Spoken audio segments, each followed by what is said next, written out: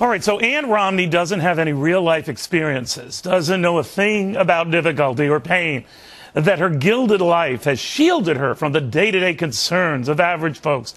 Now, you would think after Hillary Rosen spouted that nonsense, we would be done debating this nonsense, but you would be wrong. Here to pick up the shovel and happily dig an even deeper clueless pit, no less than the president of NOW, the National Organization of Women, Terry O'Neill, happily chiming in that neither Ann Romney nor her husband, for that matter, have the, and I quote here, kind of life experience, and if not, the imagination to really understand what most American families are going through right now. What? What the hell does that mean? Life experience and imagination. I suspect either would be news to Ann Romney, whose charmed life raising 6 boys, no less, I had 2, and that's a job, apparently couldn't prevent her from getting cancer, and only a few years later, multiple sclerosis. You know, the odds of getting both in one lifetime are about as daunting and rarefied as living in that supposedly cushy 1% times 1,000. Now, I should know. Because full disclosure here, I too have had cancer and I too have MS. Now, I'm not saying this to get your sympathy, although it'll be coming in handy if I rub you the wrong way or I can get out of work at home. But to remind these mindless, heartless critics, let's get back to Ann. Stick to the issues and stick all this other nonsense somewhere else. And for God's sake, show a little empathy. Walk a mile in Ann's supposedly designer moccasins. Not fun, not easy. And take it from me, kind of painful, kind of tiring, kind of a drag, knowing your body is slowly recoiling into a physical shell of what it was, and you can't stop it. Not what you were, not what you will ever be. Every bit of energy slowly sapped, a lot of important details over time, not so slowly ripped, forever pondering the imponderable over what is incurable. Now, I don't know about Ann, but I would gladly give up a lot of the stuff I own to get rid of this damn, draining, almost humiliating disease that I have.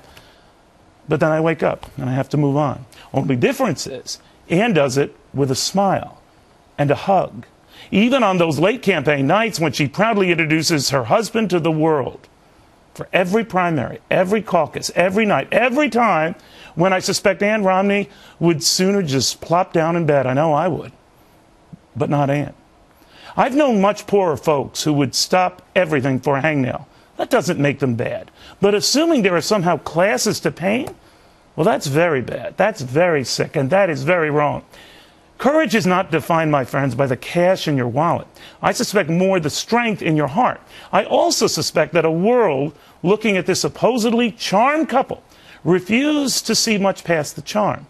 Maybe because the husband is reluctant to talk about how he stopped everything to help make his mate better, the ultimate test of a marriage, and how so many other marriages facing far fewer hardships just up and quit on a spouse.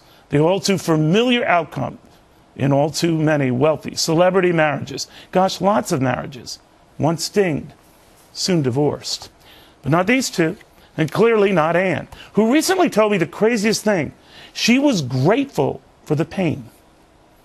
The one thing this disease has been for me has been a wonderful teacher. And with that comes an ability for compassion for others that are suffering. And for me, I just want to make my family bigger. Those that are suffering from MS or from cancer or from any disease, I feel like I just want to throw my arms open and just say, welcome to my family and welcome to the place where I've been. So this isn't left or right for me. This is a right and wrong. I guess I'm showing my bias for a woman who knows a thing or two about difficulty and whose body reminds her every day of the fragility of life, no matter your wealth, no matter your class, which says volumes about her class and volumes more about her